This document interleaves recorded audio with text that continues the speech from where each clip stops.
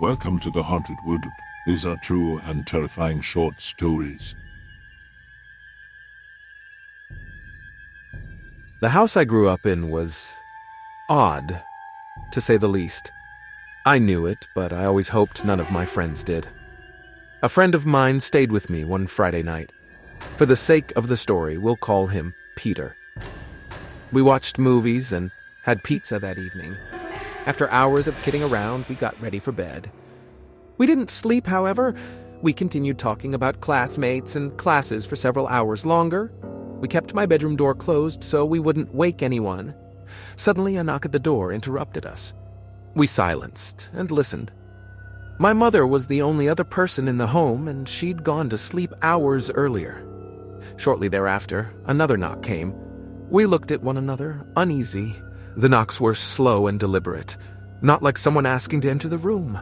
Another knock came, and we grew more afraid. We looked at one another.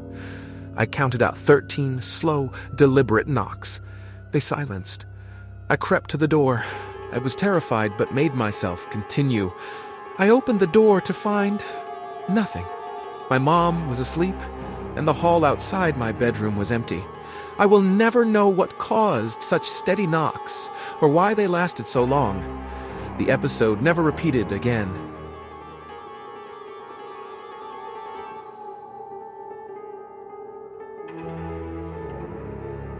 I often visited my best friend growing up.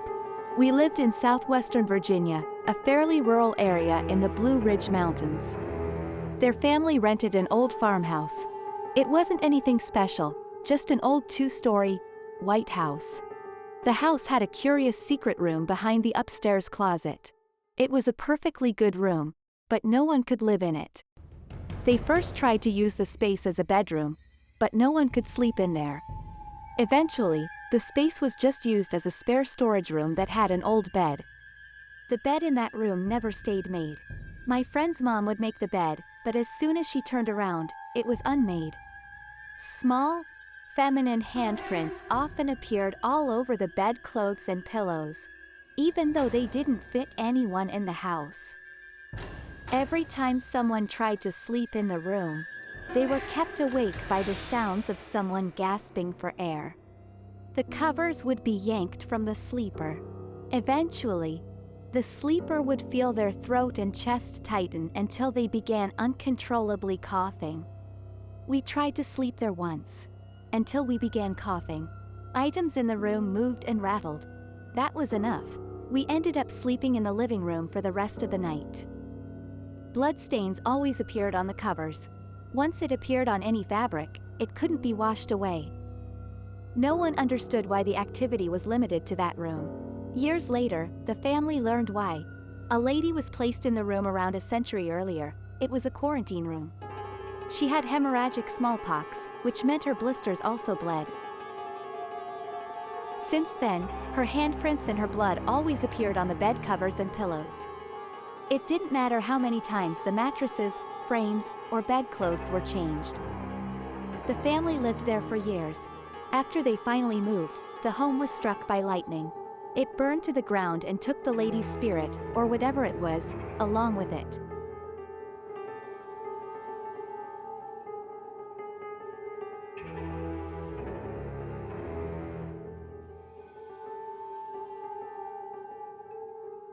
I wasn't a big believer in the paranormal until that night. Until then, I assumed it was all just smoke and mirrors. My best friend, Hannah, moved closer to me. I was overjoyed. In the rural Blue Ridge Mountains, homes were often still miles apart. My closest school growing up was around 10 minutes from my house. Hannah's family bought an old farmhouse within walking distance.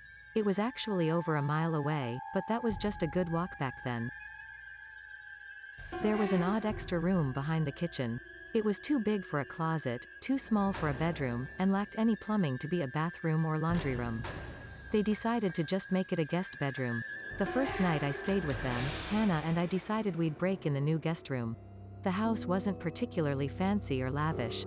It was functional and practical, as most farmhouses were. I stayed with them one Friday that fall. The mountains were colorful and the air had grown crisp. We stayed up late and watched television. There was no sign or indication of anything amiss in the house. We shared the full-sized bed and drifted onto sleep. I awoke to the sound of choking. I asked Hannah if she was okay. There was no response, but it calmed. I assumed she was just sleeping and went back to sleep myself. It felt like as soon as I dozed off, the noise came again. This time it was worse. I asked her again if she was okay. She coughed longer this time. The choking started to sound serious. I started to sit up and reached for the light, but the bed covers were yanked from me. They were pulled off the bed, but there wasn't anyone in the room. We slept with the door open, so the nightlight from the living room offered slight illumination. I could see the quilt on the floor, but no person was in the room. Hannah wasn't in the room, either. I started to stand to retrieve the covers, but was stopped. Suddenly, I felt tiny hands on my throat. They pressed in, but there was nothing there for me to grab. I couldn't touch anything to pull it away from my neck.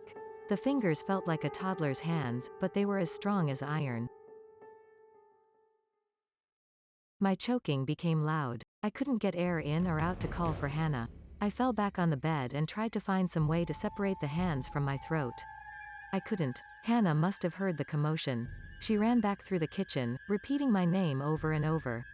I couldn't do anything. I had to get the little hands away from my throat. The world was going black. She threw the light on. The thing that strangled me seemed to flee from the light. I gasped and coughed. I was so grateful that someone came. I had bruises on my throat for a week from very tiny hands. Hannah hadn't been in the room for some time. She'd been helping her mother find some of her father's work clothes in a stack of boxes in the living room. We spent the night in her bedroom. No one in the family was able to sleep in that room, even her mom and dad tried. It became a storage room. Fortunately, there was never any activity in the rest of the house. Later on, the family discovered a toddler had been accidentally smothered in that room, over a century earlier. The house had been regarded as haunted for decades. I haven't been to that area in some time. I don't know if the house is still standing, or if it's lost, but I know that night changed my life forever.